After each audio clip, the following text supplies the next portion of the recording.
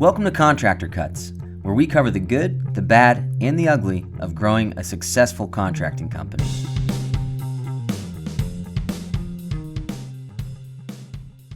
Welcome to Contractor Cuts. This is Clark. And I'm with James again this week, so thank you for joining us this week. All right, today we are talking about what you should be doing. Your changing body. Your changing body. You're a blossoming flower. No. Today we're talking, we're focusing a little bit on the retreat, a lot of bit on the retreat of what we do on the retreat and what you're going to walk away with. We want you to know if you're interested in coming on the retreat, this is kind of what the takeaways are. But B, more of what we're talking about is going into the new year. Where should your mind be? What should you be thinking about? Where should you be going when you're thinking 30,000 foot view of your company? Take this and run with it. If you hear this and you're like, I like this stuff, I might want to come on that retreat, hit us up. We are running out of space right now, but we love for you to be there. But yeah, it's a pretty intimate retreat where we limit it to 30 companies, where we really want it to be where everyone can participate. So we've limited the room size, we've limited the amount of people to make sure that there's a good interaction. But if you want to come, go to contractorcuts.com, sign up right now, hop on a call with me. We'll talk for 20, 30 minutes about your company, make sure it's a good fit for you, and we'll get you booked. So anyways, today we're talking about that. We're talking about what the takeaways are when you go on a retreat like this. What should you be doing? And if you're not coming on the retreat, what should you be thinking about? How should you do your own mini retreat in and of yourself and your company to really kind of launch into 2026 well? So I wrote down a handful of stuff. James is going off the top of his head. We've been doing these retreats off the top of the dome. We've been doing these retreats since 2016. I think this is our 10th year of doing this. Wow. And it started out just us. It was our companies. Really intimate. Really intimate. We really limited it to one company. Yeah. So it was smaller, but this is our 4th or 5th year where we've been bringing all of our coaching clients along and saying, we're doing this, and I switched into coaching, 5-6 years ago. I was like, everyone needs this. Like, this is the best thing that we can do for our companies. Take this time once a year for a couple of days and plan stuff out. And so we started inviting everyone to come, and it's been killer. So, all right, I've got kind of a list that we can go down. Take us wherever you want to go. I'll kind of rabbit trail as well. But the first thing that I think that is important to walk away from this retreat or any sort of planning that you're doing is starting to look at how and what you are selling, what product you're selling. And now if you're a paint company, you're a flooring company, you're a general contractor that specializes in kitchens. Those are what people believe their product are. But what we really want to redefine is what you're actually selling, right? So I'm not, as a general contractor, I'm not selling a kitchen because there are 28 companies within 100 feet of that house that can do a kitchen that just as good as I can, probably, or very close. The product that I'm selling, on paper, it's a kitchen. But what I'm really selling is the project management. What I'm really selling is my expertise, my knowledge, my skills, my ability to be your advocate as a client and to be able to step in and say, listen, we understand the vision of what you want in this kitchen. Now let me execute that, and I'm going to handle that for you. I'm going to ask the questions that you don't know need to be asked. I'm going to think through the things that you don't realize need to be thought through.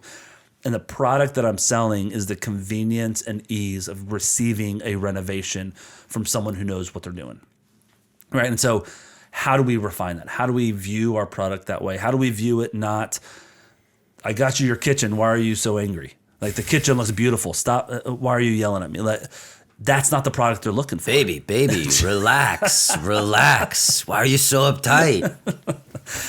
But literally, that's the mindset of people, of guys like in this are like, wow, there's just another crazy client. Well, no, it's a client with unmet expectations because you never called them. They didn't no clue when people were going to be there. You made choices without involvement. Like, there's so many things that you've done in delivering what you believe is the product, that kitchen that looks great, that the customer service was not good, not up to par, not met expectations, and so they're never going to refer you to someone else. They're never going to call you again. They're not going to. Their mom might walk in and say, "This is a beautiful kitchen. Who did it?"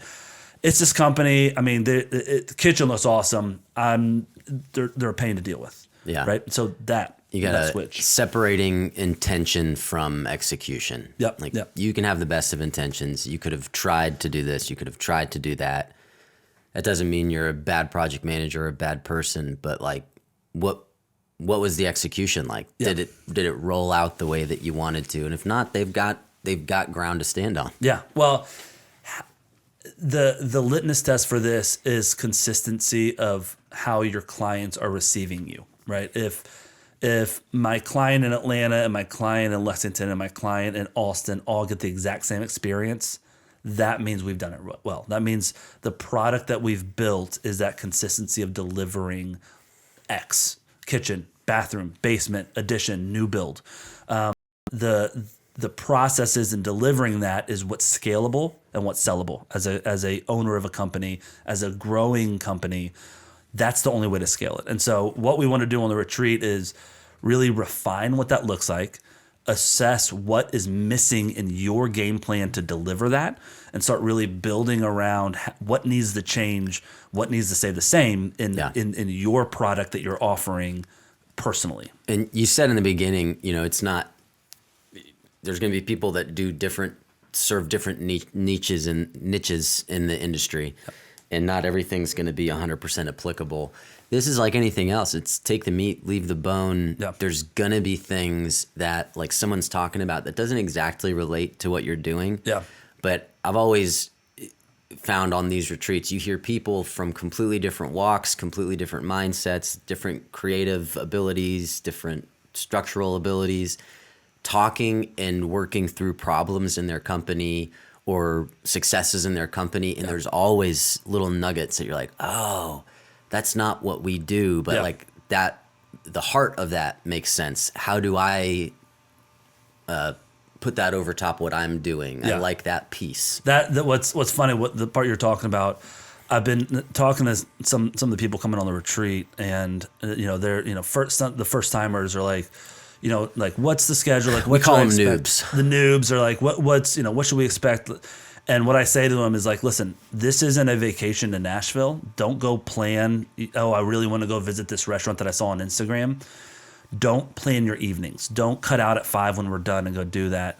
And I'm like, there is something that I can't explain that happens in hanging out with people going through the same process, trying to build and grow together, that in the evenings we have that I can't really explain. But it's like what you just said, like you can talk to an electrician or, a master woodworker that's there. And it's like, well, how are you doing this way? And what are you doing about this? And there's some sort of like, oh yeah, I can take the meat and leave the bone on that. Like I'm not an electrician, but that's really cool how you do that. And there's a lot of those conversations that happen in the nights, in the evenings from 5 till midnight or 1 when guys end up going to bed, that you can't quantify, but it's there of like, oh, that's great. That's great. So my suggestion to guys coming, girls coming for the first time is like, don't make any other plans. Don't go see your aunt who lives outside of Nashville.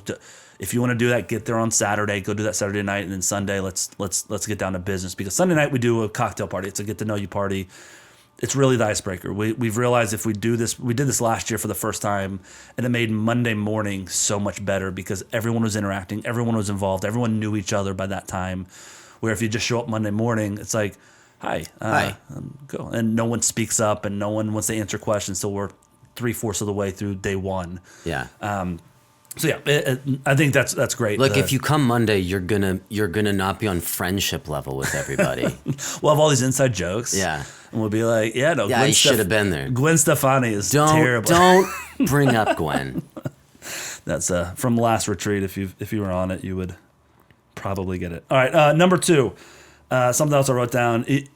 We go from the product of what is your product, what is missing from your product, and again, we're looking and assessing 2025. We're looking at the last year, saying, okay, what went well, what didn't go well, what went wrong, what can we improve in that, and part of that, and this might scare some people away from the retreat, but we get pretty introspective and deep on a personal level with people, because it's like, whatever your flaws are as a person, that's the flaws that your company have naturally baked in. So if you're not good at following up and you're not good at remembering to do things, your company's going to be known for that. Well, Grant, a few weeks ago on the podcast, talked about something that I've actually worked into the retreat. I might have him talking about some of it on the retreat. He said the phrase and the metaphor, what is your coffee stain? The whole idea of when you leave, what's that one negative thing that's left behind? What's the coffee stain of your company? What's the thing that and is it, I just, it takes 2 weeks to get estimates back from me. I hit people with the change orders at the end of the job and they get pissed. I feel like every job I'm arm wrestling to get that last amount of money that they owe me. I'm just honestly, like, if I polled my clients, most of them would say they think our job sites are messy or whatever it is, understanding what the coffee stain in the company is. And it's most likely in your personal life that's baked into the company that way. And we're not going to fix you. Like you are who you are.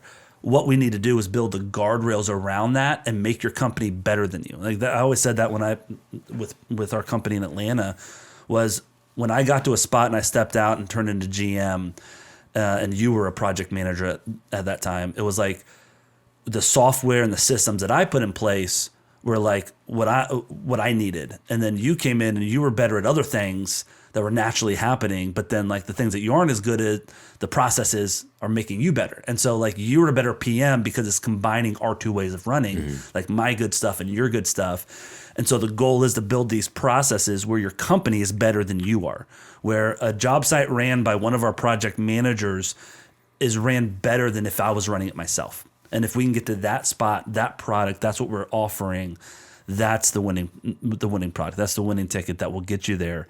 And so taking that and understanding the flaws of the owner, the flaws of the company, we look at what's happened this year, and then we start building out your processes. What are the 10 steps? And this year we're focusing on, of the 10 steps, the first contact to signature. And then we'll also do some pre-construction conversations as well as to once they sign, what does pre-construction look like? But really, that sales process, it's not, they want a number for the kitchen, here's the number, either they sign or they don't. It is selling a product and letting them understand what they're buying, helping your clients see your value over the next guys and why they should choose you, even though you might be 10% more expensive than the other guy. You are the safest, smartest bet for them. And how do we sell that? And really kind of the front end sales training of this movie, especially moving from like a hammer swinger into project manager. How do we sell that? And a lot of guys naturally are salesmen, especially a lot of entrepreneurs. But there's a difference of being a salesman and laying out a product that people want to buy. And so we're going to focus on that on the retreat and kind of have that takeaway on how does your process run. Our 10-step is from first contact to final invoice, every step of the way, what you need to be doing. But then we start refining it and getting it efficient and patching the holes in the bucket that are dripping money out, that if we can get you 2, 3, 5% more efficient and then make it a product that people want to buy, that's a win, right? So that's kind of a lot of day one and some of day two is refining the process around your flaws, your inefficiencies, and the problems from last year. So if you're doing this on your own, if you're not coming on the retreat, take time to do that. Look back, be reflective, write out, have a spot in your iPad or on your phone where you kind of write down when stuff hits you like, oh, we suck at that. Put that down. The more eye-opened that you are, the better your company's going to be. Do you remember we were in, I won't name the person, company, or place we were at, but we were at one of these retreats in the past. And I said, I asked one of the guys there, or girls, but it was a guy. I said, if I pulled all of your clients, how many would be like 10 out of 10? That company's perfect. And he was like, all of them, every person. Do you remember this? And I was like, every person would say that you were a 10 out of 10. He was like, every client would. I'm like, oh, so you don't have the ability to like see reality of what people don't like about you and your company. Like there's no way that you've been running a company for 2 years and 100% of your clients are 100% happy with you. And so how do we understand that? And how do we start figuring out what people aren't happy with? Because if I can't see it, I mean, if I could see that something's not good, I'm going to fix it. There's something so refreshing about that confidence though that I want. I just want a taste of it. Just the blindness to people's unhappiness with you. Yeah. Yeah. So that's what your 2026 is going to be. Nah, man, I piss ginger ale and poop sherbet, baby. Anyways, so we're doing that. We're looking back. We're assessing the companies. We're figuring out the holes in your process, and we're diving a lot into that stuff. I think something else that you're going to get was day 2 on the retreat. We'll break everybody into different groups. It's kind of the first timers or guys kind of starting companies that are either hammer swingers or one man shows is group 1. Group 2 are most of the people. It's going to be more prepping for higher level companies like first time, second time, third time hires. If you're about to hire in the next 6 months, you're probably gonna be in that group 2. And then group 3 are you've got hires. It's more of like a leadership group. Hey, how do you grow your team? How do you build the culture? So half of day 2, you're gonna break into those groups, and those groups are gonna go through a marketing per level because each level's got different marketing. So we're gonna kind of customize what type of marketing you should be doing. What should your spend be? What should you be focusing on? Where should you be at? Because a company that's got 4 project managers looks different than a dude coming out of the truck trying to become a project manager when it comes to marketing. Mm-hmm. And so what should it look like? So that's one of the sessions. And the other session that each of those groups will go through is with me. And I've kind of got built differently on who to hire, when to hire, how to hire that middle group or leadership, or where the startup group is going to be more, let's really refine your 10 steps and really talk through what processes should look like if you're kind of new into this. So anyways, that's going to be day 2, but you're going to be walking away with a marketing plan. And so if you're not coming on the retreat, take time to figure out what you're doing marketing wise. What should you be doing? Do the research of how much should I be spending for my revenue price point? Where should I be spending? What's the most efficient spend in construction versus, wasting my money? But that's something too, going into the new year. What does 2026 marketing look like? What should it look like? What's the goals by the end of the year on that? Speaking of goals, that's something else. We've got this big 1-year goal plan across 6 critical areas that we're going to be covering. It's revenue, financial, marketing, employee, process and procedures, and then personal. And those are the 6 that we're going to be focusing on. And I'm going to boil it down to probably 3 main ones. But what we have is a planner that you're going to get when you come on the retreat, and it's laying out 2026, and we're going to be focusing. So if you're in coaching, this planner you're going to have for 365 days until the next retreat, and we are coaching out of it, and we're going to be planning out what every month from here through December looks like to be successful for your company. And it's going to be in writing that you're going to take home, and we're going to be editing, changing, working out of it, taking notes, all that stuff. What? Looking forward to it? I am. I can't wait to see those journals. Yeah, it's. I'm pretty excited about it. It's not something we bought. I'm hand building them, and we're getting books printed that are specific ProStruct planning journals for. Are they going to be leather bound? Might be. Are they going to smell like rich mahogany? They will. They'll be very nice. So that's something that I think, focusing on those, if you're not coming on the retreat, revenue, financials, marketing, employees, are you going to hire or improvement of current employees, process and procedures, and personal. I care as much personal as I do on any of these other ones, because if you don't have a healthy personal life, a healthy marriage, a healthy being a dad, healthy with friends, and a balance where there's a focus outside of nothing but work, you're going to burn out. Everyone does. And what's, getting to the why of why you're doing this. What's the reason that you're running this company? Why not just go work in corporate America? Why is this your baby, and what are you doing to grow it and to foster it? Because I don't care about my company. I care about the life it's creating for me. I care about my kids' experience of life, my wife's experience of life, and what does this company support there? And where do I want to go? By the end of 2026, what's health for me personally? What is my North Star guiding me for my revenue and my finances and my personal and my employees and marketing? Like, what does success look like by the end of December? And what's also, like, what's realistic? I had someone I was talking to who's in the coaching program that they were just starting with us, and my first was like, hey, let's talk about next year. Like, what do you think you can do? And they're like, they want to 10x what they did this year. I was like, well, that's not going to happen. Yeah. We're not 10xing this year to next year when you don't have processes in place. I was like, I was like, let's lay out a realistic goal. I love that motor. Yeah. Yeah. And like, we will 10X in a couple of years from now, but like, we got to build the foundation before we build a house. And you think we're building a house and you're going to grow and have this huge revenue.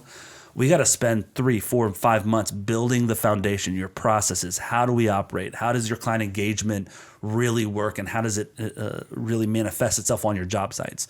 All of that stuff needs to be in place before we can pour gas on the fire, before we can grow the revenue. And so I love that. I love the engine. I love the idea. I love like, yeah, I'm going to 10X next year. Great. Let's actually pick a realistic number and let's look, when are you going to make a hire? So let's talk about how much revenue you can do in your industry, in commercial, the revenue, and this is what it looks like. Or if you're a residential remodeler, this is what the max revenue you can do on your own. And this is when you add a project manager, what the revenue looks like, and kind of lay all those numbers out. And let's get a realistic number for December and have that our goal that we're aiming for. And if you hire 3 people perfectly and they're all great project managers and we do 5X what you're doing this year, awesome. We will edit that along the journey. We will in March and April, May be like, dude, you're killing it. Like let's up these goals. But I want to set realistic goals for each company coming out of this retreat. And the cool thing too, especially with how many people are going to be there, and that changes every year, but like there's going to be people there. If you're listening to this and you're like, yeah, I want to go. I'm worried about, being the low man on the totem pole, and like everyone's gonna be talking about all this great stuff, and I'm like just kind of struggling. There's gonna be people there that are in the same boat as you. Yeah. And it's going to be as daunting as it is to think about stepping away for a couple of days and spending money to go on a trip and like, maybe just feel like crap the whole time because everyone's doing better than you. You're going to get a commiserating experience. There's going to be people there that have the same problems, that are facing the same battles, and it's going to be rejuvenating. It always is. Yeah, it's not a get out the measuring tape of who's bigger. We've all been in, like me and you have been at every stage of this, and it's like there's not a you're a little startup company. It's like, no, bro, let me come here. Let's talk. This is have you thought about this? Are you doing this? Tell me about what you're doing there. Like that's fun. And we're all entrepreneurs on this. And so it's like our engines run at the same speed, which is great. Cause it's like, oh, what about this? Have you tried this? Oh, have you thought about doing this? Oh, that's cool. What if we did this? And there's a lot of that, but I think that's a good point that you make of, it's not the big boys and everybody else. It's like, no, we're all evil level playing field. It's an evil playing field.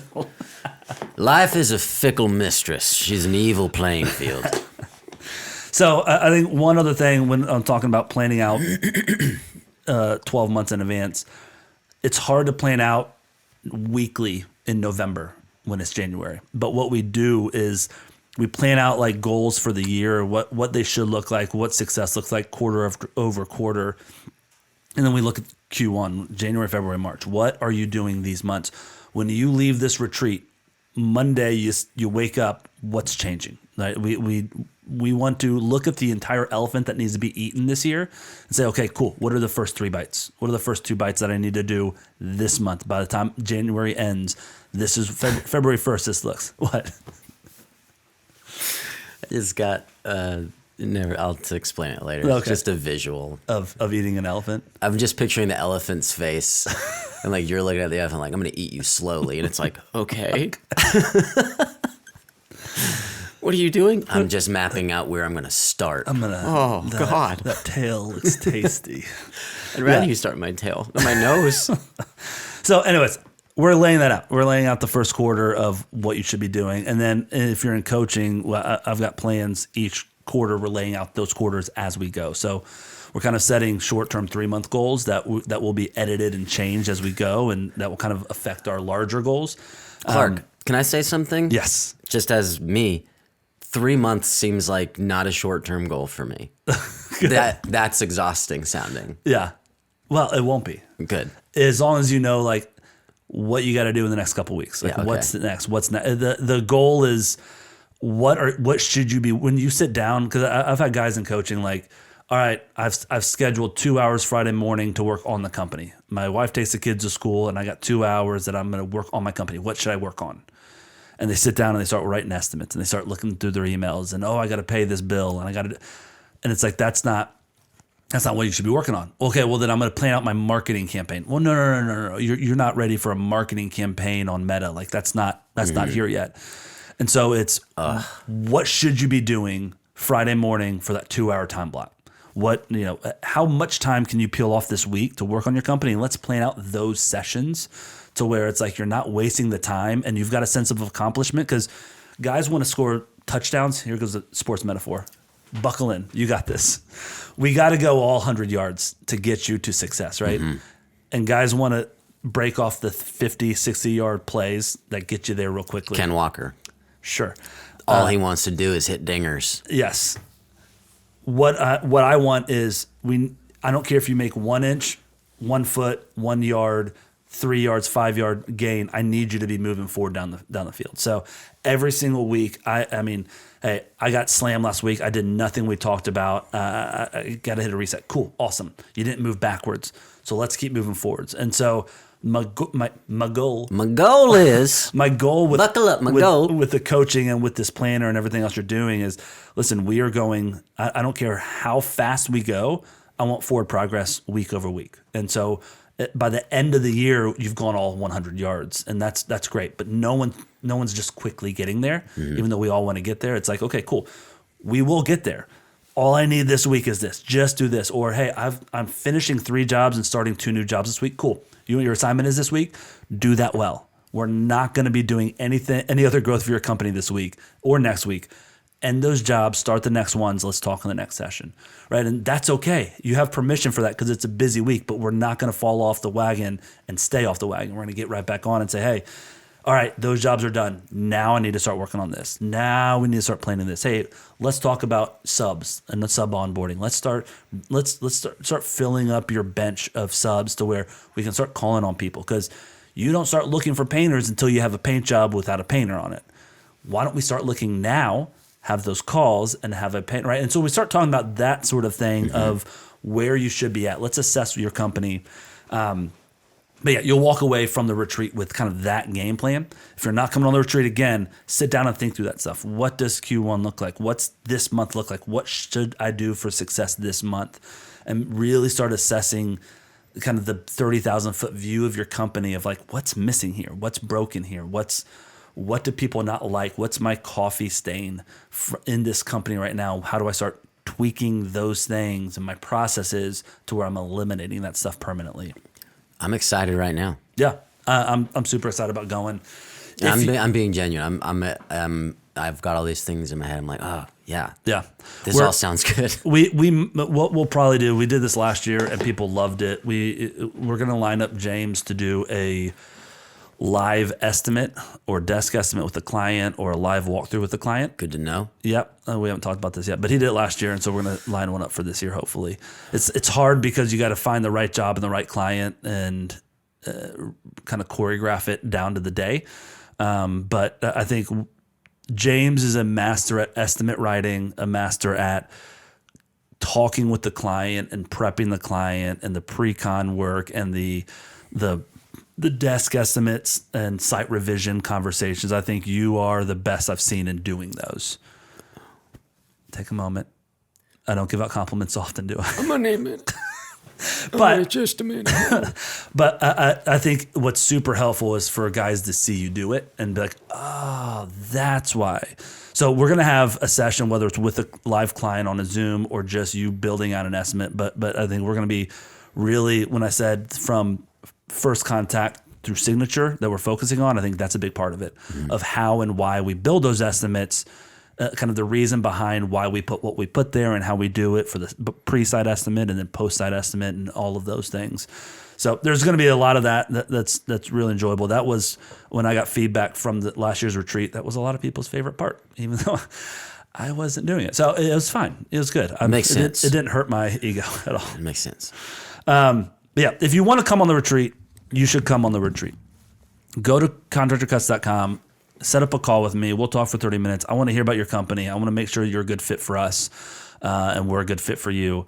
But take the time. It's worth the effort and the time to come on something like this. This is year over year the most impactful thing that companies can do, whether it's with us or on their own, is to take 3 days, zoom out, turn your phone off, set your jobs up to run when you're not there, and work on making your company better. Zoom out, look at the 30,000 foot view of who you really are.